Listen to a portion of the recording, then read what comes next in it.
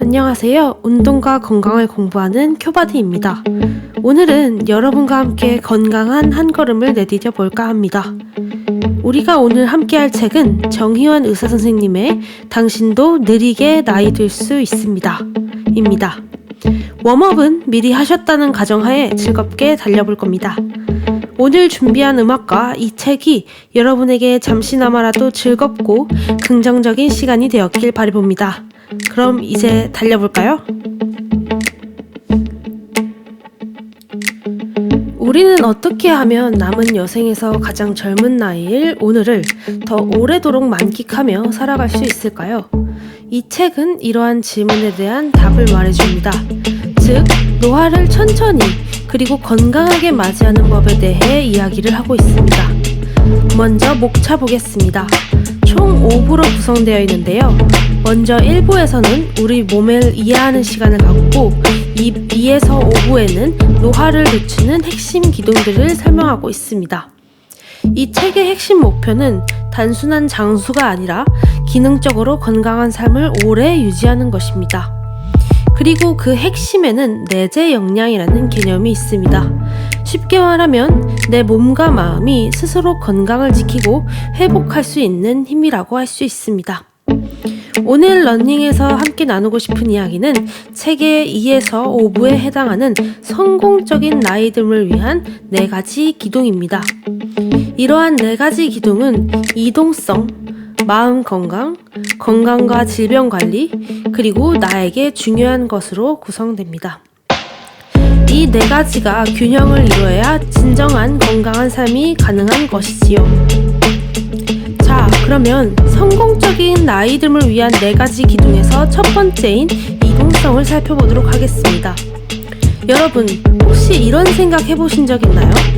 엘리베이터나 자동차를 이용하면 더 편하고 효율적인 삶을 사는 거 아닐까? 그런데 정말 그럴까요?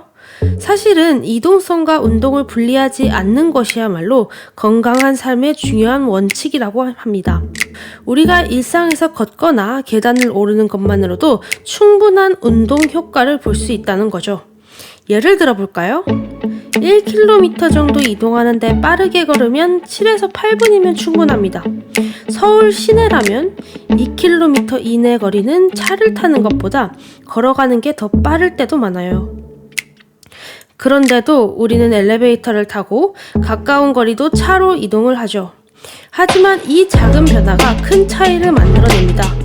스마트워치를 이용해 하루 동안 걷는 칼로리를 체크해보면 이렇게만 해도 하루에서 400에서 500칼로리를 소모할 수 있어요. 그렇다면 이동성을 높이려면 어떤 운동이 필요할까요? 단순히 많이 걷는 것만으로는 부족합니다. 이동성을 유지하는 데는 4가지 중요한 요소가 있습니다. 첫 번째, 유산소 운동 능력. 두 번째, 근력과 순발력. 세 번째, 유연성. 네 번째, 균형과 협응입니다. 그래서 중요한 건 이 4가지 요소가 균형을 이루도록 운동을 하는 겁니다. 일반적인 건강 지침에 따르면 최소한 주 3회는 운동해야 하고 일주일에 적어도 2번은 몸 전체의 근육을 사용하는 운동을 해야 합니다. 그러면 운동을 어떻게 구성하면 좋을까요? 간단하게 정리해 드릴게요. 올바른 운동 구성은 이렇습니다.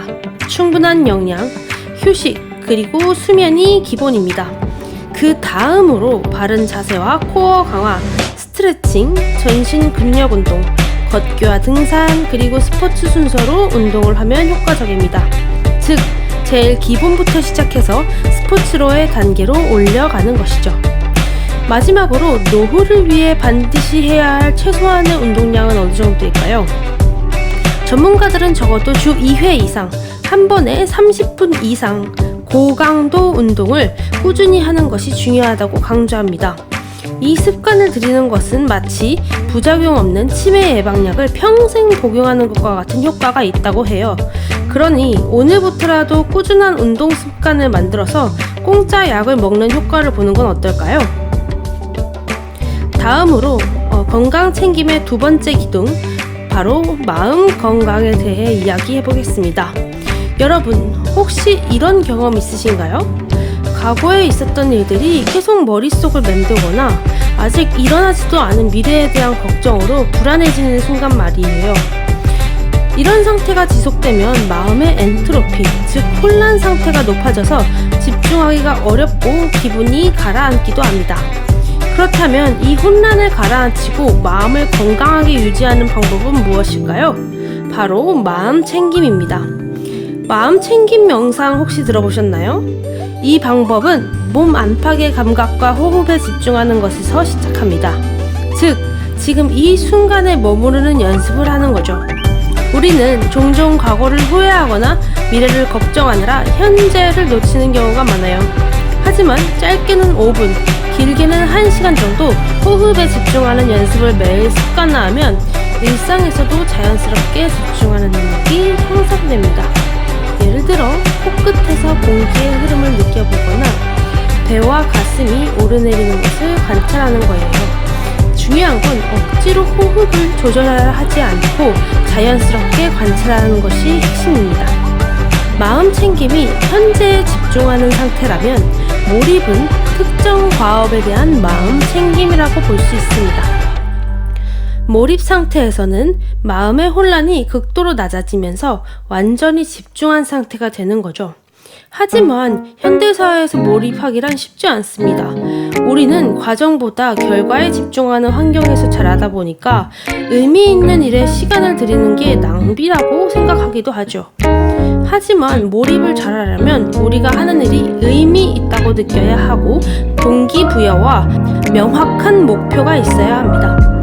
스스로 자주성을 느낄 수 있을 때 몰입 상태가 극대화된다고 해요. 그런데 마음 챙김과 몰입을 방해하는 가장 큰 요소가 뭔지 아시나요? 바로 수면 부족입니다. 수면이 부족하면 마음은 혼란스럽고 자제력이 떨어지고 스트레스 호르몬이 분비됩니다. 이런 상태에서는 해로운 자극에 더욱 쉽게 빠져들고 몰입은커녕 집중도 어렵죠. 연구에 따르면 하룻밤 꼬박 새는 것은 면허 취소 수준의 혈중 알코올 농도와 비슷한 집중력 저하를 초래한다고 합니다. 그리고 만성적인 수면 부족은 치매 발병 위험을 약 10년 앞당길 수 있다고 해요. 그렇다면 건강한 수면을 위해 우리가 해야 할 일은 무엇일까요? 기본적으로 하루 7시간 정도의 수면을 확보하는 것이 중요합니다. 수면 시간을 기록해보는 것도 좋은 방법이고요.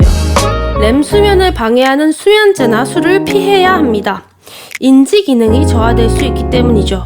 그리고 낮 동안 신체 활동량을 늘리고 햇빛을 충분히 쬐는 것이 도움이 됩니다. 스마트 기기의 블루라이트는 멜라토닌 분비를 방해하기 때문에 자기 전에는 사용을 줄이는 게 좋고요. 또한 늦은 오후 이후에는 카페인 섭취를 줄이는 것도 굉장히 중요합니다. 그래서 앞으로 우리가 잠을 줄여서 무엇인가를 성취하겠다는 그런 삶의 목표 설정은 뒤틀린 계획이라고 보시면 됩니다.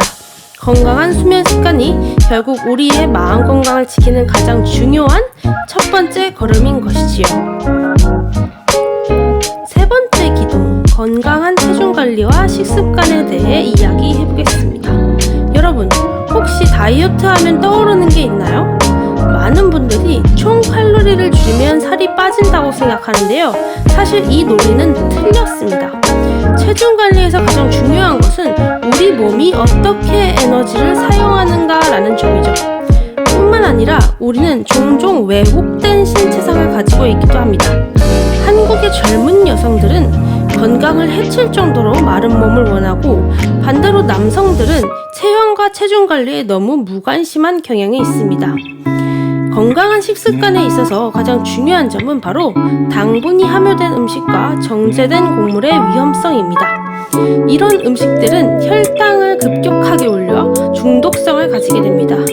음식 냄새만 맡아도 도파민 신호를 자극하고 먹는 순간 혈당이 급상승하면서 뇌에서 강한 보상을 느끼게 되죠. 이는 마약과 같은 작용을 한다고 합니다. 마약 중독을 피하려면 아예 시작을 하지 않는 것이 답이듯 단순당과 정제곡물 역시 최대한 피하는 것이 좋습니다. 그리고 술은 어떨까요? 혈당을 즉시 올리지는 않지만 장기적으로 보았을 때 단순당과 정제곡물과 같은 해로운 결과를 초래합니다. 그렇다면 우리가 흔히 느끼는 식욕, 이 식욕은 자연스러운 현상일까요? 사실 혈당이 안정적인 상태에서는 무언가를 먹고 싶다는 생각이 덜 듭니다. 즉, 배고픔이라고 느끼는 것의 상당 부분이 인위적인 자극에 의해 만들어지는 거죠. 이를 해결하기 위해 등장한 개념이 바로 3차원 절식입니다. 3차원 절식이란 1번, 먼저 단순당과 정제곡물 섭취를 줄여서 식욕 중추를 정상화하고 2번, 그 결과 하루 중 에너지를 섭취하는 시간이 자연스럽게 줄어들며 3번, 마지막으로 총 에너지 섭취량도 점차 줄어드는 과정입니다. 이렇게 하면 먹어도 살이 찌지 않는 상태로 변할 수 있습니다. 우리 몸은 과잉 에너지를 열로 태울 수 있는 능력이 있기 때문이죠. 그렇다면 건강한 식습관을 유지하는 데 도움을 주는 식단은 무엇일까요? 바로 마인드 식단입니다. 이 식단은 지중해식 식단과 고혈압 예방을 위한 대시 식단을 결합한 방식으로 노화를 예방하고 만성질환을 줄이는 데 효과적이라고 알려져 있습니다. 주요 원칙을 살펴보면 녹색 채소와 다양한 채소 섭취, 견과류, 산딸기류, 올리브오일, 통곡물, 콩류, 가금류, 생선 자주 먹기, 당분과 정제곡물, 패스트푸드, 붉은 고기, 버터, 마가린, 치즈는 절제하기, 와인은 하루 한 잔까지만 허용하기가 있습니다. 하지만 건강한 식습관만으로는 부족하겠죠? 적절한 운동과 마음챙김, 그리고 충분한 수면이 병행될 때 2에서 3개월 만에 새로운 변화를 경험할 수 있습니다. 그리고 마지막으로 장수와 건강을 위해 우리가 지켜야 할 5가지 생활 습관이 있습니다. 이건 바로 기대 여명을 결정하는 5대 생활 습관 인자인데요. 5가지를 소개해보자면 1번, 일주일에 5회 이상 중강도 또는 고강도 운동 수행, 2번, 양질의 식사, 3번, 정상 체중 유지, 4번, 절제된 알코올 섭취, 5번, 금연. 이렇게 구성되어 있습니다. 연구에 따르면 이 5가지를 모두 지킬 경우 50세 기준으로 남성은 평균 37.6년, 여성은 평균 43.1년을 더 살 수 있다고 합니다. 결국 건강한 삶은 단순한 다이어트가 아니라 평생 유지할 수 있는 건강한 습관에서 시작되는 것이지요. 다음으로 건강을 위한 4번째 기둥, 바로 나에게 중요한 것에 대해 이야기해 보겠습니다. 많은 사람들이 현재의 삶을 개선하고 싶어 합니다. 서점에 가보면 건강과 자기개발에 관한 책들이 가득하고 유튜브에도 수많은 강의가 올라오죠. 하지만 이런 콘텐츠를 소비한다고 해서 반드시 더 나은 삶을 살게 되는 건 아닙니다. 오히려 부유하고 오래 살고 싶다는 욕망만 자극하고 싶을 때가 많아요. 그런데 여러분, 우리가 정말 원하는 삶이 단순히 돈을 많이 벌고 더 좋은 물건을 가지는 것일까요? 사실 우리가 진정한 행복을 찾기 어려운 가장 큰 이유 중 하나는 우리가 사는 이 세상의 원리, 즉 소비 자본주의의 구조 때문입니다. 소비 자본주의의 구조는 인간의 탐욕, 분노, 어리석음을 연료로 삼아 돌아갑니다. 그리고 이 모든 것은 비교하는 마음에서 비롯됩니다. 예를 들어볼까요? 카를 마르크스는 사물의 가치를 사용 가치와 교환 가치로 나누었는데요. 자동차를 예를 들면 사람이 이동할 수 있게 해주는 기능이 사용 가치이고 시장에서 다른 것과 비교해 매겨지는 가격이 교환 가치죠. 그런데 현대사회에서는 교환 가치가 압도적인 위치를 차지합니다. 그 정점에 있는 것이 바로 위치제입니다. 위치제란 단순히 기능적인 가치를 넘어 사회적 위치를 과시하는 역할을 하죠. 가격이 오를수록 더 많은 사람들이 사고 싶어지는 것도 그 때문입니다. 그런데 마음 챙김이 잘 된 상태에서는 이런 비교와 집착에서 벗어날 수 있습니다.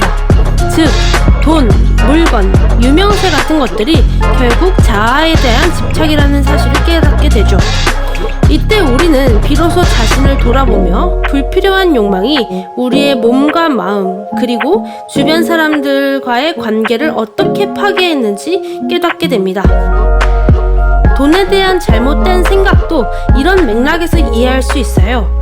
크게 두 가지로 나뉘는데요. 첫째, 돈을 단순히 욕망을 충족하는 도구로만 여기는 경우. 둘째, 돈 자체가 삶의 목적이 되어버려 결국 돈의 노예가 되는 경우죠.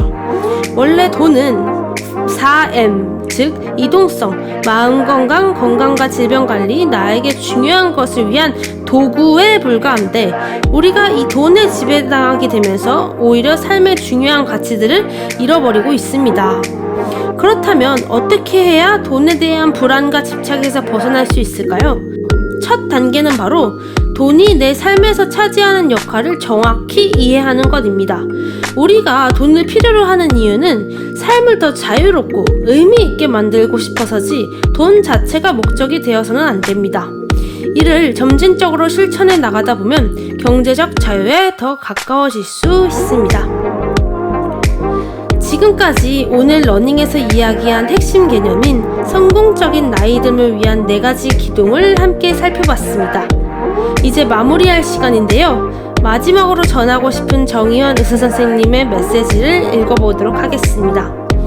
부디 이 시간이 여러분의 삶을 다시 한번 돌아보고 작은 변화를 시작하는 계기가 되었기를 바랍니다. 스스로의 삶을 바라보고 생활을 개선해가면서 4M을 통해 일어나는 즐거운 변화를 직접 경험해보세요. 지금이 가장 이른 때니까요. 오늘도 함께 러닝해주신 여러분 정말 감사합니다.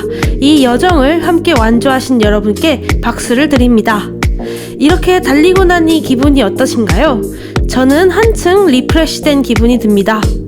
여러분과 함께한 이 시간이 무척 값지게 느껴집니다. 여러분, 그렇지만 쿨다운을 잊지 마세요.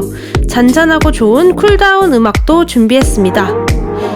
여러분이 오늘의 성취를 스스로 축하해 주셨으면 좋겠습니다. 그리고 혹시 여러분도 오늘의 기록을 공유하고 싶다면 댓글로 남겨주세요. 다른 사람들과 함께 성장하는 기쁨을 나누는 것도 큰 동기부여가 될 거예요. 다음에도 건강하고 의미 있는 이야기로 찾아올게요. 지금까지 큐바디였습니다. 건강하고 무탈한 하루 보내세요. 감사합니다.